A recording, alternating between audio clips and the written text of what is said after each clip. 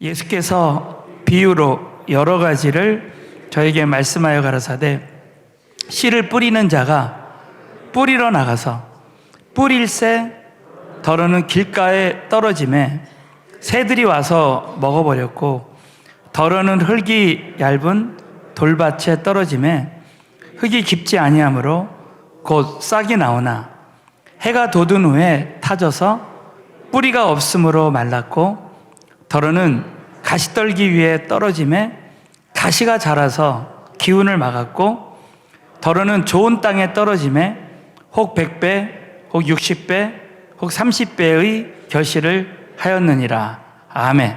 자, 오늘 이 말씀이 우리 모두에게도 성취될 줄로 믿습니다. 오늘은 어떠한 어려움 속에서도 100배의 결실을 맺는 제자가 되라 라는 제목으로 말씀 나누겠습니다.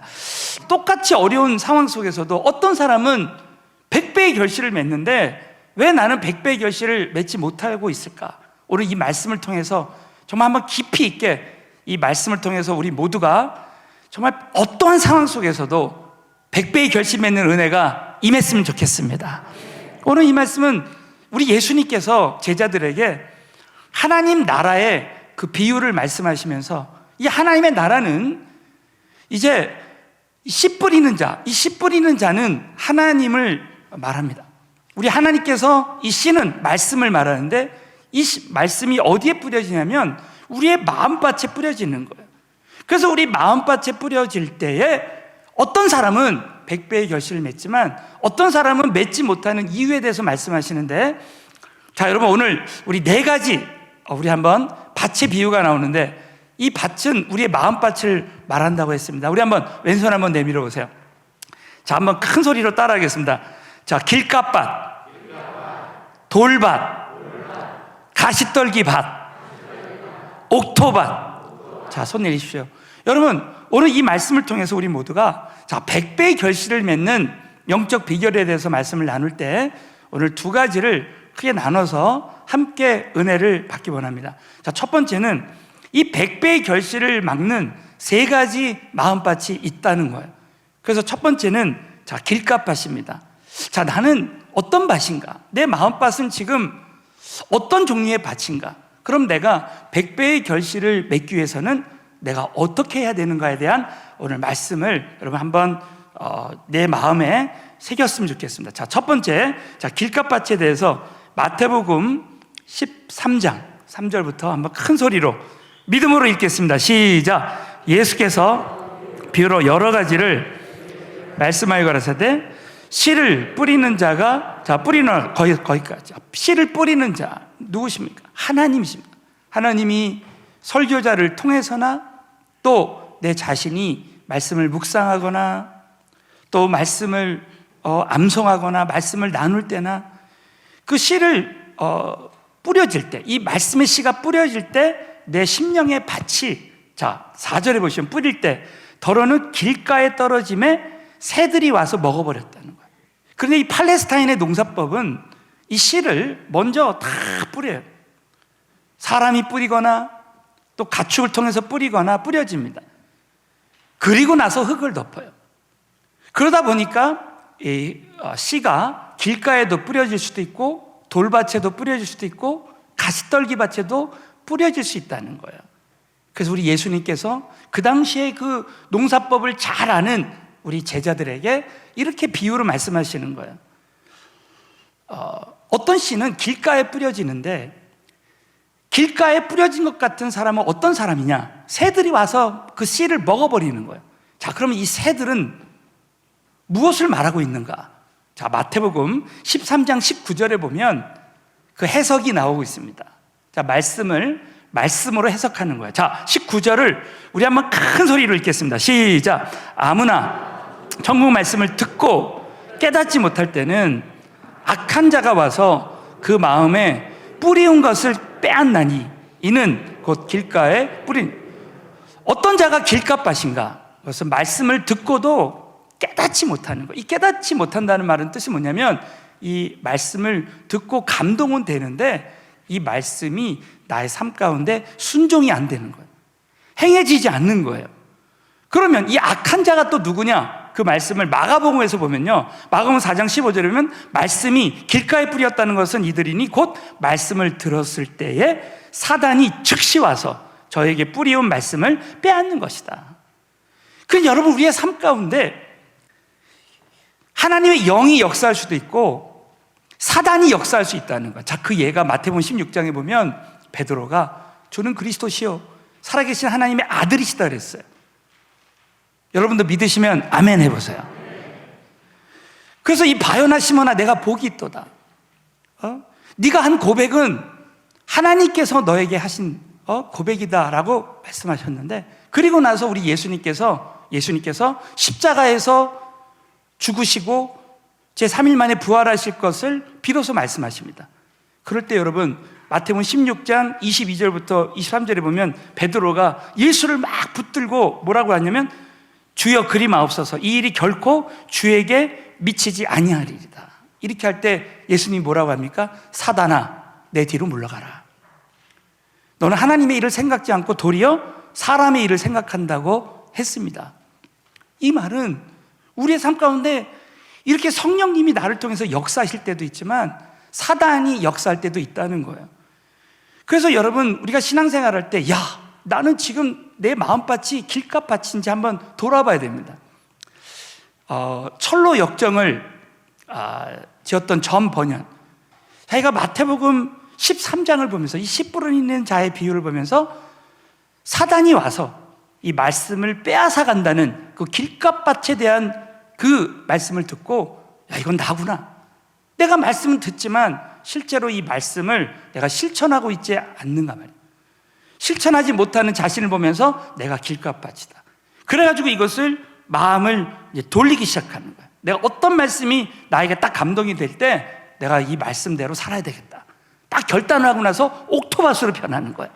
그리고 나서 이분이 철로 역정까지 짓게 되는 역사가 일어났다는 거예요. 여러분, 우리는 많은 경우에 하나님 말씀이 나에게 딱 임했을 때 때로는 결단도 합니다.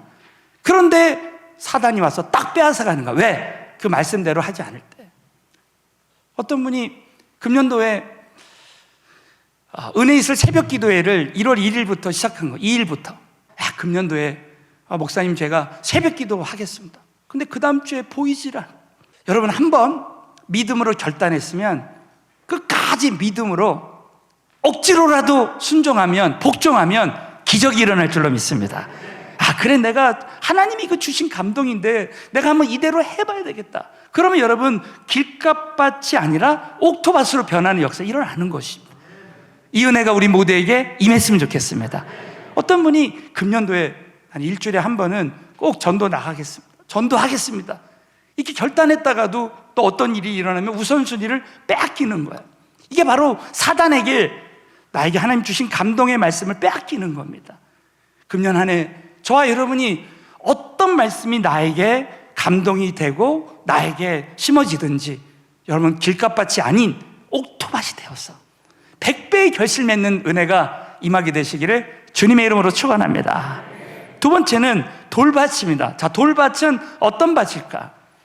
내가 어떤 이 심령에 나의 이러한 영적인 잘못된 습관을 버릴 때 내가 옥토밭으로 100배의 결실을 맺을 수 있을까라는 관점에서 한번 보겠습니다. 자, 마태복음 13장 5절 6절을 다 같이 읽습니다. 시작. 더러는 흙이 얇은 돌밭에 떨어짐에 아니하므로 싹이 나오나 해가 돋은 후에 타져서 뿌리가 없으므로 말랐고. 그래서 이 돌밭의 특징이 뭐예요? 뿌리가 없는 거예요. 뿌리가, 이 말씀에 뿌리가 있어야 됩니다. 뿌리 깊은 사람이 된다면 아무리 가뭄이 오고 어려움이 와도, 여러분, 뿌리 깊은 나무는 저 밑에 지하수 같이, 가뭄이 문제가 아니에요. 저 밑에 지하수를 내가 양분을 빨아들일 수 있기 때문에 얼마든지 가뭄이 와도 어떠한 어려움 속에서도 열매를 맺을 수 있는 거예요. 뿌리가 있어요. 말씀에 뿌리가 있어야 됩니다. 그럼 말씀에 뿌리가 없다는 게 무슨 뜻인가? 자, 그 말씀을 마태복음 13장 20절부터 21절에 구체적으로 말씀하고 있습니다. 다 같이 20절부터 시작. 돌밭에 뿌리였다는 것은 듣고 즉시 기쁨으로 받되 그 속에 뿌리가 없어 잠시 견디다가 말씀을 인하여 환난이나 핍박이 일어날 때에는 곧 넘어지는 자다. 말씀에 뿌리가 없는 사람들은 바로 환난이나 핍박이 일어날 때 넘어지는 자라는 거예요. 여러분 마태복음 26장에 보면 우리 제자들이 예수님이 십자가에 못 박혔을 때 다 도망가니라 했어요. 베드로도 예수님을 3번이나 부인했습니다. 그런데 여러분 이들이 언제 이 말씀에 뿌리가 생겼습니까? 그것은 바로 오순절 다락방에 성령이 임할 때, 성령님이 말씀이 능력이 되게 하는 줄로 믿으시기 바라겠어요. 그들에게 성령이 임할 때 사도행전 3장부터 이 4장 5장에 보면요, 사도 베드로가 담대하게 믿음으로 내 앞에 안진뱅이가 있는데 그 넘어진 주저앉은 안진뱅이를 나사렛 예수의 이름으로 걸으라, 걷는 역사가 일어나는 거예요. 여러분 오늘도 우리가 성령의 능력으로 주저앉았던 영혼들이 다 일어났으면 좋겠어요. 환난이나 핍박이 일어나도 절대 제자들이 넘어지지 않았습니다. 성령의 불을 받고 믿음의 은사를 받으면 어떤 환난이 와도 어떤 어려움 속에서도 오히려 더 영적으로 내성이 강해지고, 여러분 영성이 강해지면, 속사람이 능력으로 강해지면 어떤 어려움도 어려움으로 여겨지지 아니하고 어떤 환난도 능히 이길 수 있게 될 줄로 믿으시기 바라겠어요. 어떤 환난이나 어려움이 찾아온다 할지라도 성령의 능력으로, 속사람이 능력으로 강건케 되기만 한다면 성령의 능력으로 얼마든지 100배의 결실을 맺게 될 줄로 확신합니다. 자, 세 번째는 바로 가시떨기밭이에요. 가시떨기밭. 자, 마태복음 13장 7절입니다. 자, 가시떨기밭의 특징은 뭔가? 시작. 더러는 가시떨기 위에 떨어짐에 가시가 자라서 기운을 받. 자, 이 가시는 뭔가?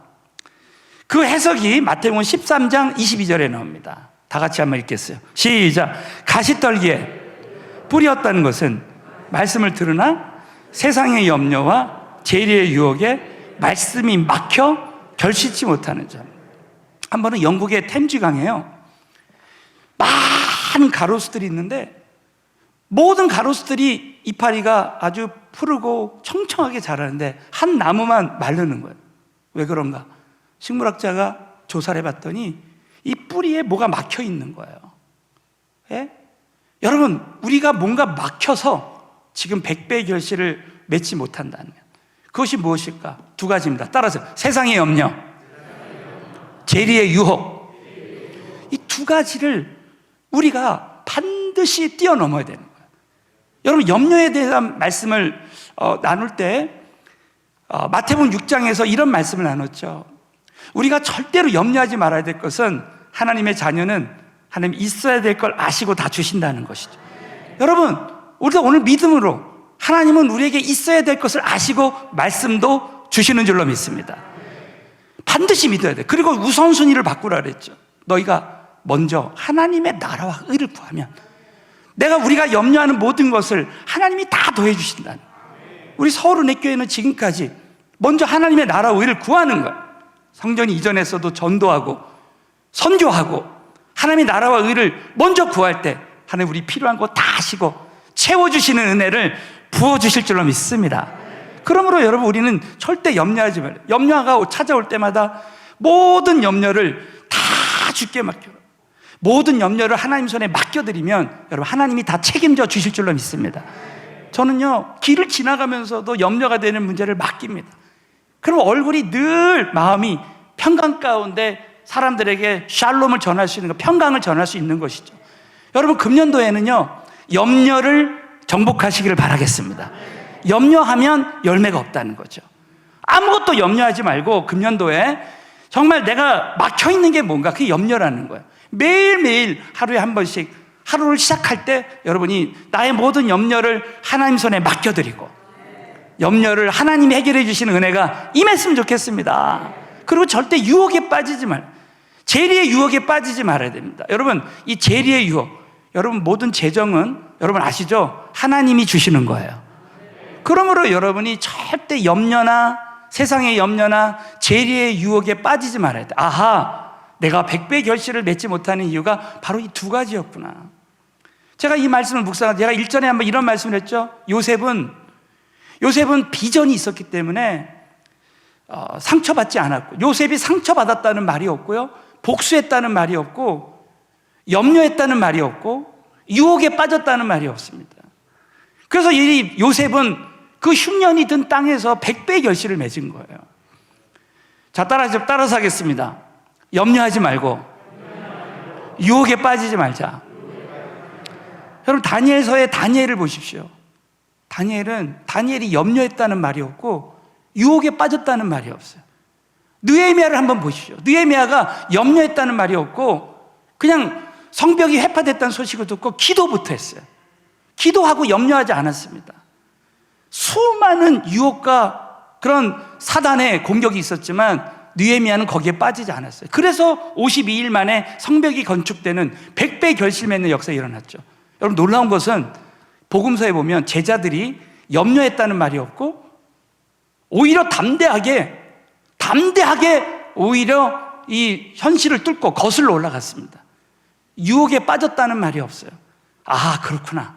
여러분, 금년도에 한번 우리가 믿음으로 도전해서 저와 여러분의 삶 가운데 날마다 나의 모든 염려가 들어올 때마다 하나님 손에 맡겨드리고 우선순위를 하나님의 나라와 의를 구하는 일에 여러분이 우선순위를 딱 두고 절대 유혹에 빠지지 않음으로 말미암아 오늘 이 말씀들 가시떨기밭이 아닌 옥토밭이 되어서 열매 맺는 역사가 일어났으면 좋겠습니다. 자, 마지막으로 그렇다면 100배의 결실을 맺는 마음밭은 무엇인가? 바로 옥토밭이라는 거예요. 자, 옥토밭에는 크게 두 가지 특징이 있다는 거예요. 내가 100배의 결실을, 내가 무슨 일을 하든지 어떠한 어려움 속에서도 100배의 결실을 맺는 비결이 무엇인가? 두 가지입니다. 첫 번째는 말씀을 듣고 깨닫는 자가 되는 거예요. 자, 마태복음 13장 8절에 더러는 좋은 땅에 떨어지매, 우리가 말씀이 우리의 심령이 옥토밭이 되는 거예요. 이 옥토밭이라는 건 무엇인가? 바로 100배, 60배, 혹 30배 결실을 하는데 마태복음 13장 23절에 보면 그 해석이 나옵니다. 우리 한번, 자, 13장 23절 시작. 좋은 땅에 뿌리였다는 것은 말씀을 듣고 깨닫는 자니 결실하여 혹 100배, 혹 60, 혹 30배가 되느니라 하시더라. 이 은혜가 우리에게 임했으면 좋겠어요.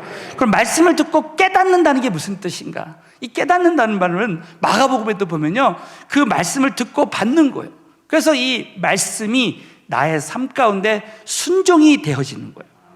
그래서 이 말씀이 그대로 하나님이 나에게 어떤 말씀을, 자, 따라서 하나님께서 어떤 말씀을 주셔도 순종하기로 결정하자. 순종이 안 되면 복종이라도 하자. 이 은혜가 임했으면 좋겠어요. 그 성경적인 예가 이삭입니다. 여러분, 이삭은 창세기 22장에 아브라함이 독자 이삭을 바칠 때, 모리아산에 갈 때 이미 장성한 나이였습니다. 하나님의 아버지의 일을 통해서 주신 음성에 복종한 거예요. 순종하고 복종한 거예요.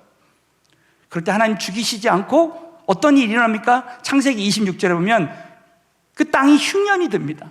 그런데 여러분, 창세기 26장 12절부터 13절에 보면 이삭이 그 땅에서 농사하여 그해 100배나 얻었고 여호와께서 복을 주셨다는 거예요. 이삭에게 주신 100배의 은혜가 우리에게도 임했으면 좋겠습니다. 그래서 여러분, 이삭이 마침내 거부가 된 거예요. 여러분, 말씀을 듣고 깨닫는 사람은 어떤 말씀을 나에게 주셔도 순종하기로 결단해요. 저도 참 어떨 때는 복종하기가 힘들어요. 그러나 전도하라 그러면 전도하고, 선교하라 그러면 선정하고, 기도하라 그러면 기도하고, 금식하라 그러면 금식하고, 그럴 때 하나님이 정말 100배의 결실을 맺게 해주세요. 여러분, 전 세계에 아무리 전쟁이 오고 공황이 온다 할지라도 우리 서울내교회 성도님들은 어떤 말씀이 나에게 임하든지 순종이 안 되면 복종이라도 해서 100배 결실 맺는 역사가 일어났으면 좋겠습니다. 마지막으로는 옥토밭의 특징이 뭐냐? 인내하는 자입니다. 자, 따라 인내하는 자가 100배 결실을 맺습니다. 자, 누가복음 8장에 보면요, 누가복음 8장 15절에 이 씨 뿌리는 자의 비유, 이 옥토밭에 대해서 좋은 땅에 뿌려진 게 어떤 뜻인가? 자, 이렇게 설명하고 있습니다. 시작. 좋은 땅에 있다는 것은 착하고 좋은 마음으로 말씀을 듣고 지키어 인내로 결실하는 자. 여러분, 인내로 100배의 결실을 맺게 되시기를 바라겠어요. 그래서 여러분, 인내의 반대말이 뭐예요? 포기입니다. 포기. 절대 포기하지 않는 거야. 그 말씀이 갈라디아서 6장 9절. 우리 마지막으로 한번 읽고 마치겠습니다. 시작. 우리가 선을 행하되 낙심하지 말지니 피곤하지 아니하면 때가 이름에 거두리라. 이 은혜가 임했으면 좋겠어요. 선을 행하되 우리가 전도하고 중보기도하고 선교하고 하나님 말씀대로 순종할 때 낙심하지 말라는 거야. 피곤하지 않으면. 이 피곤하다는 게 뭐예요? 기도를 멈추지 말라는 거예요. 기도를 포기하지 말라는 거예요. 하나님의 말씀에 순종하는 것을 포기하지 말라는 거예요. 그럼 때가 이름에 반드시 거두는 은혜가 임한다는 것입니다. 여러분, 금년도에 저와 여러분이 하나님 말씀에 순종할 때 지금 당장은 열매 맺지 않는 것 같지만 포기하지 않고 인내하면 사랑하는 성도님들 반드시 때가 되면 100배로 결실하게 될 줄로 믿으시기 바라겠습니다. 저는 이 말씀을 묵상하다가 언더우드 선교사님이 생각이 났습니다. 저는 사실 어려움이 있을 때마다 기도 제목이 있을 때마다 제가 선교하면서 전도하면서 어려움이 있을 때마다 이 언더우드 선교사님의 이 기도문을 읽습니다. 여러분, 언더우드 선교사님은 여러분 잘 아시는 대로 정말 우리나라의 이 조선의 이 선교의 개척자였습니다.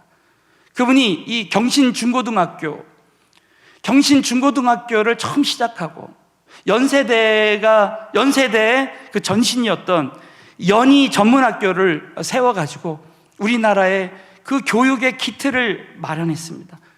이 한 분이 미랄이 돼서 순종할 때, 인내할 때 이런 기적이 일어난 거예요. 이분이 어떻게 이렇게 인내하고 이렇게 포기하지 않는 그런 믿음을 가졌을까? 그 기도문을 보면은 우리가 잘 알 수 있습니다. 그는 이렇게 기도했습니다. 오 주여, 지금은 아무것도 보이지 않습니다. 주님, 메마르고 가난한 땅, 나무 한 그루 시원하게 자라오르지 못하고 있는 이 땅에 저희들을 옮겨와 앉히셨습니다. 지금은 아무것도 보이지 않습니다. 보이는 것은 고직스럽게 얼룩진 어둠뿐입니다. 어둠과 가난과 인습에 묶여있는 조선 사람뿐입니다. 그러나 주님, 순종하겠습니다. 겸손하게 순종할 때 주께서 일을 시작하시고 그 하시는 일을 우리들의 영적인 눈이 볼 수 있는 날이 있을 줄 믿나이다. 지금은 우리가 서양 귀신 양기자라고 손가락질을 받고 있사오나 저희들이 우리의 영혼과 하나인 것을 깨닫고 하늘나라의 한 백성, 한 자녀임을 알고 눈물로 기뻐할 날이 있음을 믿나이다. 학교도 없고 그저 경계와 의심과 멸시와 천대만이 가득한 곳이지만 이곳이 머지않아 은총의 땅이 되리라는 것을 믿습니다. 주여, 오직 제 믿음을 지켜주소서.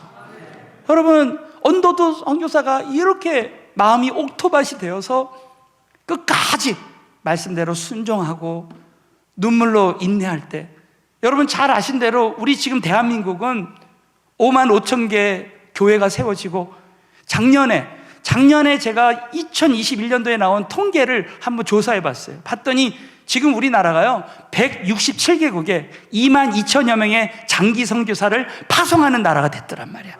할렐루야. 여러분, 결국은 우리가 믿음으로 인내하면 100배로 열매를 맺게 될 줄로 믿습니다. 이거 여러분이 꼭 믿고 어떠한 어려움 속에서도 금년 한 해 저와 여러분이 정말 이 길값밭이 되지 않고 사탄이 나에게 주신 말씀을 빼앗기지 못하도록 여러분 말씀 들을 때마다 순종하는 우리 모두가 다 되어졌으면 좋겠습니다. 또 돌밭이 되지 않아서 환난이나 핍박이나 절대 올 때 넘어지지 말고 성령의 능력으로 오히려 영성이 강해지고 어떠한 어려움 속에서도 성장하는 역사가 일어났으면 좋겠습니다. 또 우리 모두가 가시떨기밭이 되지 않아서 세상에 염려가 있을 때마다 주님 손에 맡겨드리고 우선순위를 바꾸고 절대 재리의 유혹에 빠지지 말아서 우리 모두가 끝까지 말씀을 듣고 지키고 인내해서 정말 옥토밭이 되어서 100배의 결실 맺는 우리 모두가 되시기를 예수의 이름으로 축원합니다.